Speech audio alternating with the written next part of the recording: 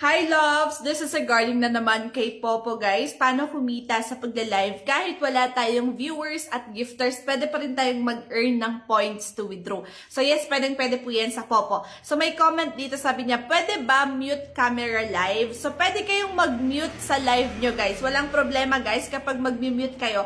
As long as kita kayo sa live nyo, papatapusin nyo lang yung inyong mga hours sa live. 1 hour na live ninyo, solo live. Kahit putol-putol pa yung live nyo, after that, pupunta kayo sa rewards, i-claim nyo yung points to withdraw ninyo, okay? So, dito guys, sa Popo, ayan, points po yung nawi-withdraw. Yan yung pink na yan.